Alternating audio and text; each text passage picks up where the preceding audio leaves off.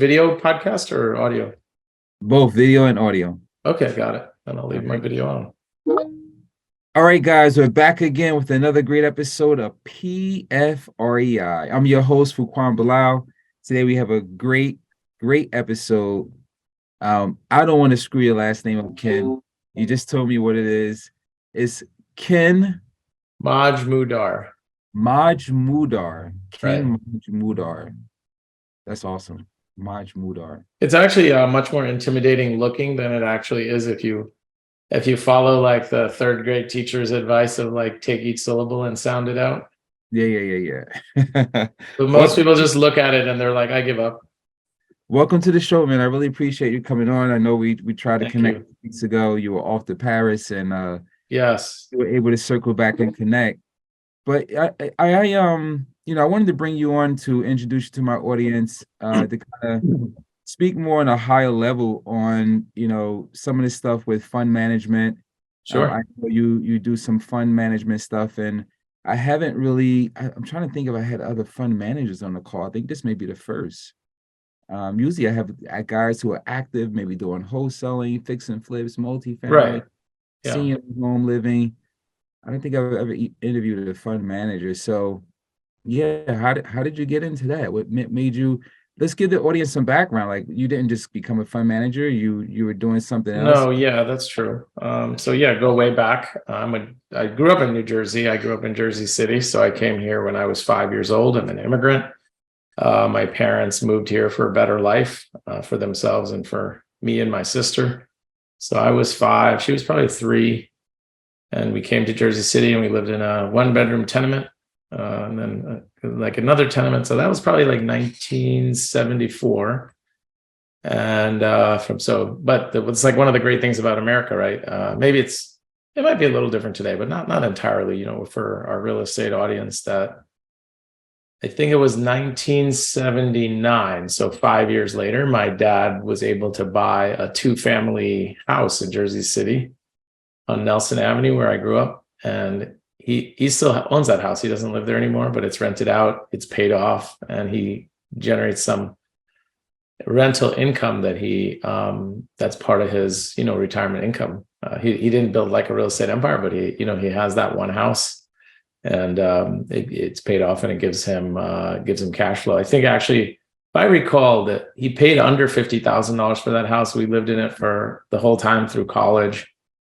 I even lived there with them for the first 2 years of college. The first 2 years of working after law school to save money. So from 94 to 96, and had my mom's food, had help doing the laundry, and saving probably, I don't know, 60% of a pretty good salary. And then I ended up actually buying my own place in New York City. Until recently, until a couple of years ago, I'd never lived in a rented place other than dorms. But like a couple of years ago, a house I was building had a bad contractor, and I won't even talk about all that, but ended up having to rent for a year in between. I sold the house and moved into the new one. So so I'm a Jersey person, and I guess I've been very fortunate in my life. But before I started doing what I'm doing now, which includes fund management, I was an investment banker. So I graduated Harvard Law School. I was an investment banker for 7 years. So I learned sort of corporate finance, M&A. I worked with companies that probably people have heard of, Garmin in particular, and DirecTV. So DirecTV, I ended up being an investment banker helping to sell DirecTV from one owner to another, a multi-billion-dollar transaction. And then Sirius Satellite Radio, we were involved in like the whole business plan starting from scratch. And Garmin, I took them public. So those kinds of companies, I worked on that kind of stuff for 7 years. So learned sort of finance from the high level Wall Street, C-suite, boardroom kind of stuff. And then I kind of went the other way, where I was like, hey, I'm very entrepreneurial and I want to do something that I could do and start on my own. I didn't know anything about real estate, house flipping or anything like that. I was in a completely different world. And so I was trying to think, like, what could I do that I would love and that I could do, kind of starting just me. And I'd always loved investing and investment management. So I said, hey, I could do that. And I just sort of more or less hung out my shingle and looked for, my first clients. Fortunately, a couple of relatives were willing to, trust me to help them. And it just kind of went from there. So still a work in progress, but I've been at it for a couple of decades now. That's awesome. So you said you wanted to try out real estate. Why are you passionate about it? I don't know if that's the right word, but why real estate? Um, well, I'm an investor in real estate now. I've always been.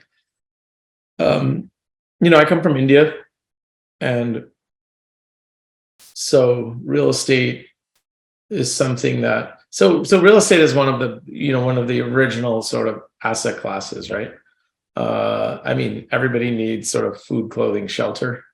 But the world wasn't like as sophisticated as it's become. So a lot of what I deal with now is not only real estate, but other investments like in the stock market or other things. And those are intangible, right? But real estate's tangible. It's an asset, just like there's a piece of land, there's a building on it. You can touch it, you can see it, you can feel it. And so it's always been there that, like, growing up, I was always fascinated with spaces and houses and things and wealth in general. So real estate is one of those core pillars. It's a lot more accessible to, I think, a lot more people, right? Subsequently, obviously, I learned about investing in stocks, originally by studying folks like Warren Buffett and his mentors. That's a game that is it's more intangible, and it's more complicated than at least the basics of real estate. So I think, but a lot of people have made a lot of money in real estate. A lot of people have made a lot of money in stocks and businesses and, other things too. But I just like investing in general, and real estate's one of the big things you can invest in. Awesome. Let's talk about the fund setup. I mean, you learned from where you were on the structure and how to set it up, and a lot of people want to become a fund manager. I mean, it for me, it wasn't something I wanted to become a fund manager. I just wanted to create a vehicle for other people to partner with me on. But I quickly learned that it's not as easy as it sounds. There's a lot of challenges. I always relate it to like having kids, right? A fund is like having kids. You have the good, bad, the ugly. There's a lot of compliance that's there, Sure. and what you need to do as far as communication with your investors, transparency, a lot of that. So talk about some of the challenges you've had, because I'm pretty sure it wasn't easy, and then some of the successes that you've had on this journey. Yeah, well, so I didn't start off as a fund manager when I originally left my sort of investment banking corporate job. I was like, what can I do? And I could have started a fund right then. I sort of generally knew how funds work, but not the specifics of like how you actually set them up and what's involved in running them and all that.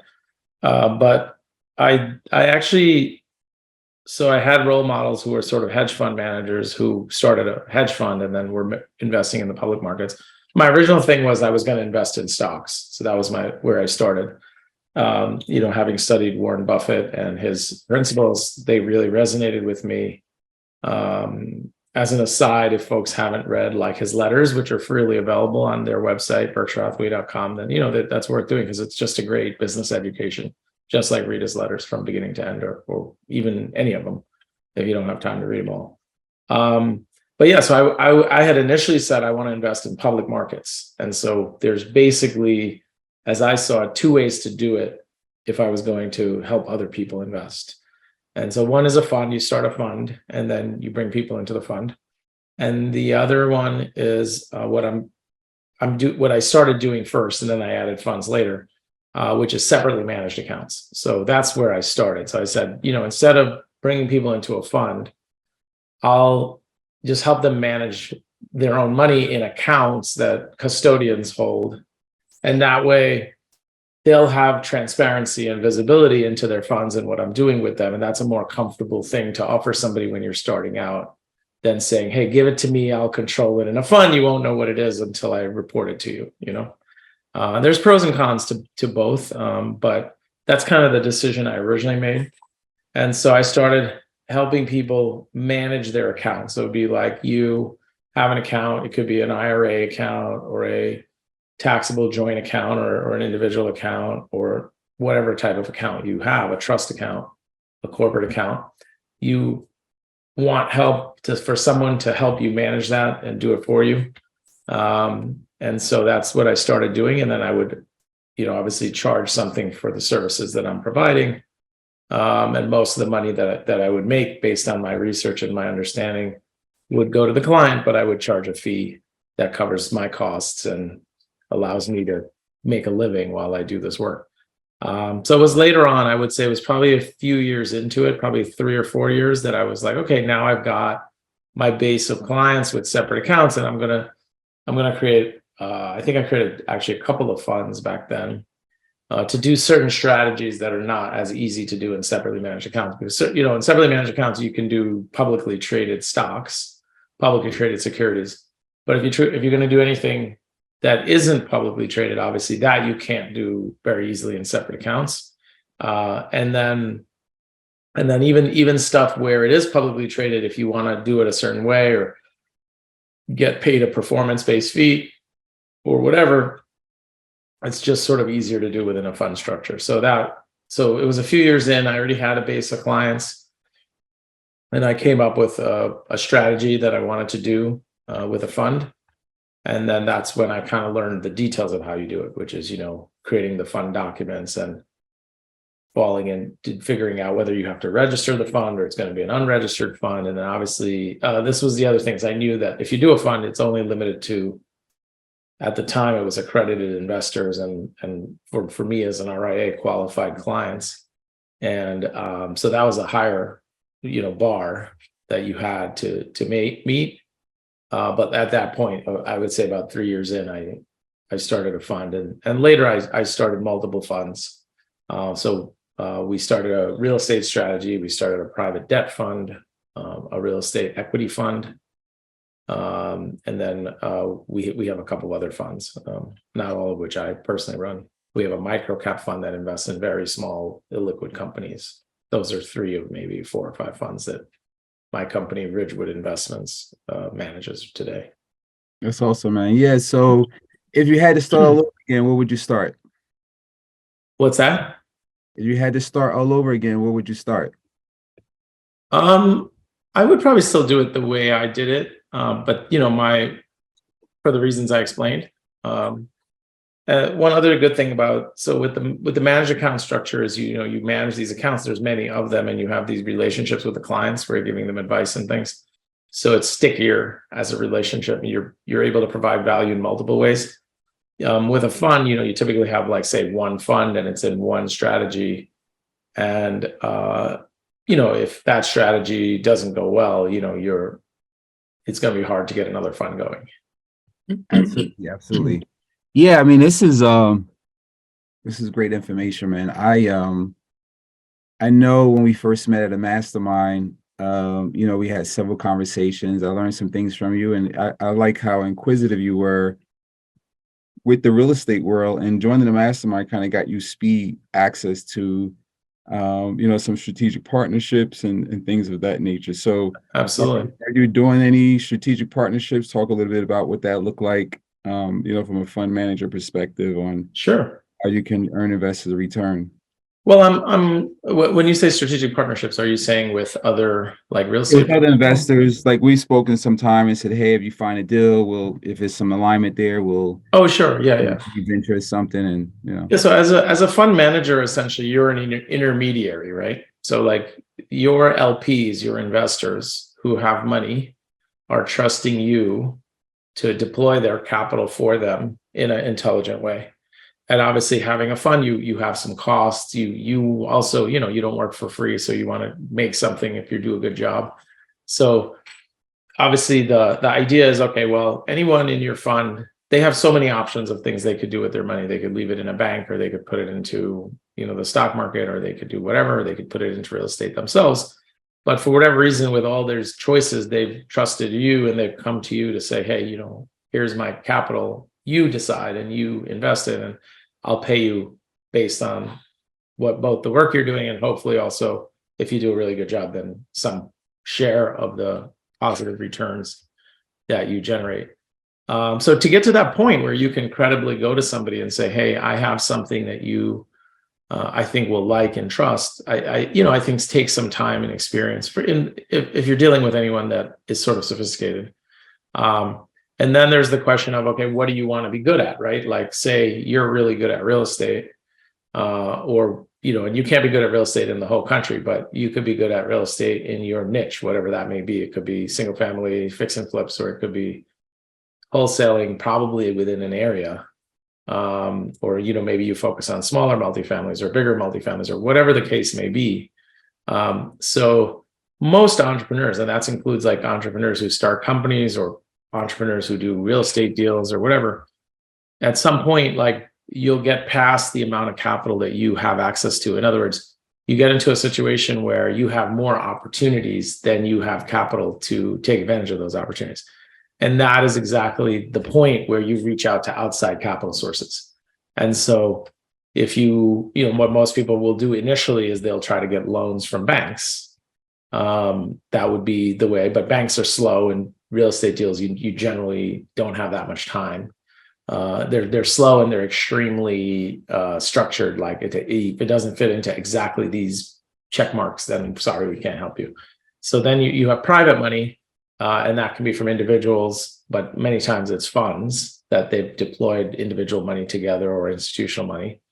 And so I'm kind of one of those people. I'm one of those people that created a fund or funds, and I try to look to put that money to work. And because of the relationships that you can make within the mastermind, there's obviously been folks in the mastermind that have come to me with opportunities that we talked about, and I thought, okay, you know what, they're good. And so I ended up structuring something where there was a benefit to them and a benefit to my clients and some benefit to me as well. I should mention that, and I get asked this a lot of people don't really understand this, so people come to me all the time with kind of like deals. But I would say a lot of people are like me, not everybody. My sort of underwriting process, and if that's not clear what that is, I'll be happy to elaborate, is it actually is first people. So it's like, who am I dealing with? Do I know them? Do I know how they think? Do I understand their experience and track record? Do I trust them, et cetera? And that takes time usually to build. It's not instantaneous. So it's people first, and then the deal is second, and the structure is third, right?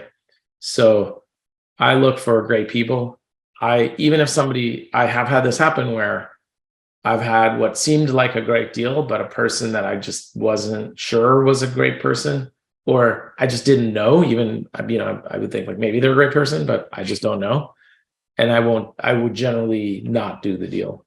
And then sometimes you have a great person and a great deal, but the structure, there's not a meeting of the minds in terms of what the structure should be, or there's not enough meat on the bone for my investors after everything that we do and bring. So that's also a no. But when the person and the deal and the structure all work, then that's when we end up doing sort of strategic deals or partnerships with folks. Also because we're kind of people focused and we're relationship focused. So we usually end up doing multiple things with the same people, rather than one-offs and then like moving on. That would be our preference. Yeah. Makes sense. Let the audience know how they can reach out to you and get in contact if they're interested in investing with you or possibly partner up on a deal with you. Sure. So I run a firm called Ridgewood Investments, and my email is ken@ridgewoodinvestments.com. But yeah, if you are like the type of person you just have money and you want advice, or you want to do smarter things with your money potentially, or have someone explain to you the different options and teach you and kind of guide you, that would be my ridgewoodinvestments.com website, where you can take a look at it. Our tagline, I think it's on there, is knowledge creates more wealth than dollars. I love it. And I really believe in that. And then if you're like a deal person or you're an operating person and you're looking for capital, same email address. You can just reach out and let me know. Usually, as I mentioned, like sometimes people reach out to me like they've tried everything else and now they're like got a week left, and it's like, can you fund the deal? And the answer is no. I don't even need to know. I don't know you. You never contacted me. I don't know anything about the deal, and you have a gun to your head. No, right? But if you're willing to sort of, build a relationship and be patient, then it can be a good fit. That's awesome, man. I appreciate you coming on the show and adding value. Another great episode of PFREI. I'm your host, Fuquan Bilal. You can catch us on YouTube, any social media channel where you can find your favorite podcast.